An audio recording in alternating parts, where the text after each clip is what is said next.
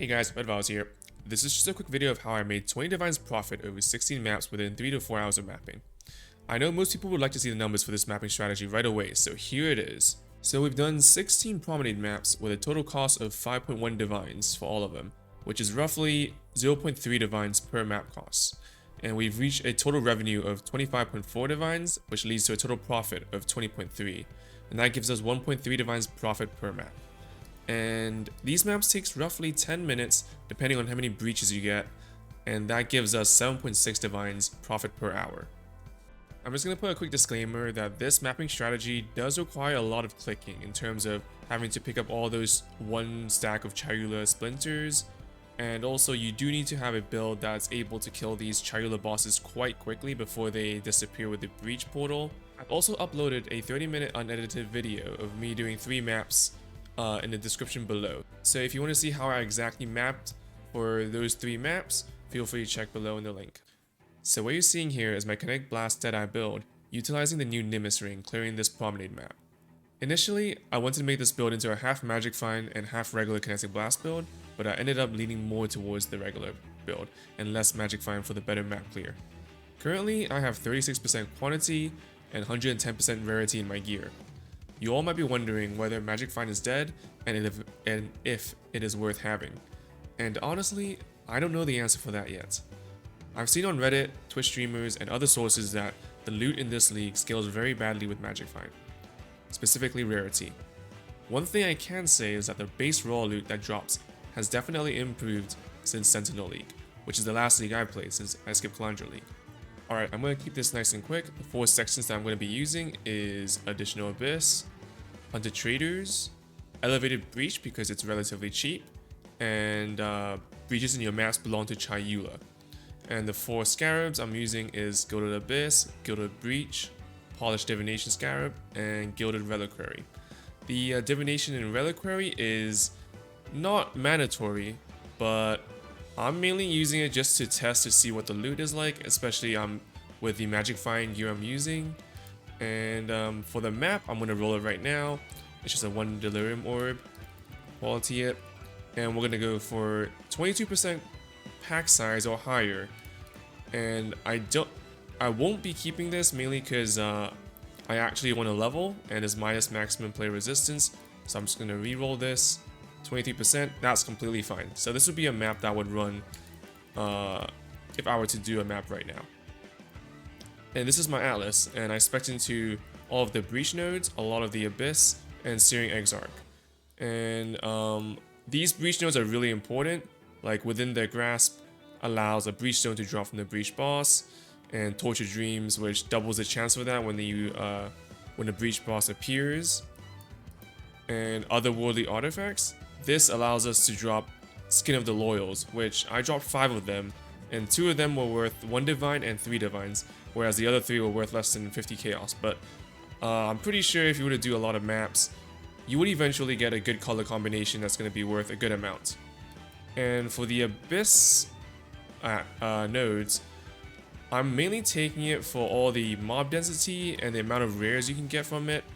And since we're using Reliquary Scarab and Divination Scarab, and with the Magic Find gear I have, I'm hoping to receive like a good amount of uniques, maybe currency and divination cards. I'm gonna show a little clip right here where one of the rare mobs dropped a bunch of 6 links, including a Victorio's Influence and a Greed's Embrace, which is a roughly 1.5 divines and 2 divines. Although I'm not too sure how much the Reliquary Scarab and the Divination Scarab and also my Magic Find gear has impacted that kind of loot, but that's why I'm testing it out to see what kind of loot I get. And I'm also taking the Searing Exarch, which just gives more consistent loot compared to the Ether Worlds.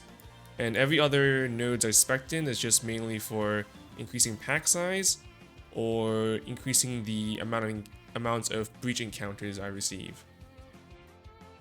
So we're just going to check on Exilence for what kind of high value loot we got. This value is a little lower than usual because it's also not including the contracts and blueprints and certain other items that's not included in Exilence. So as you can see, a lot of the breach stones adds up to a lot of currency. And these divines, I actually didn't drop a single divine through these maps, but 4 of these divines were all from the skin of the loyals that sold. And it says here for the 6 Greed's Embrace, 360 Chaos, and these divination cards that actually drop quite consistently too, with the Div Scarab, the Patient Dying Anguish, these occasional uniques that might be worth a lot, might be due to the Reliquary Scarab and Magic Find, not too sure about that. So we're just gonna go back to my calculated data.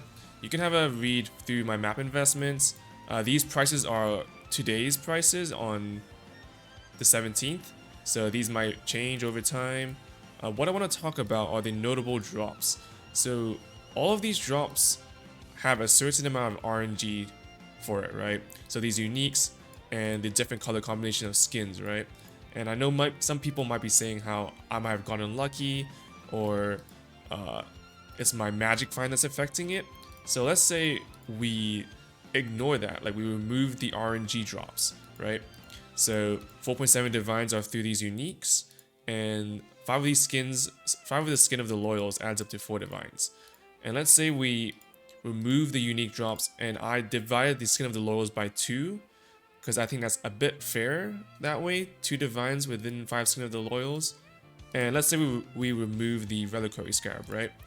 And you know, in reality, we would replace this scarab with another scarab that will give us more loot, but just for this sake, we remove it, and our total profit would be 14.1 divine, and that would lead us to 0.9 divines profit per map, which is roughly 5.3 divines per hour. And this is like basically the minimum profit, with you being very unlucky not getting any uniques and getting subpar skin of the loyal combinations, right? So I will say this is pretty good already, because you're bound to get something good, right? Like a decent unique. I'm sure people out there without Magic Find gear, even myself initially when I didn't have Magic Find gear, I still dropped some decent uniques because of the new improved raw drop loot base.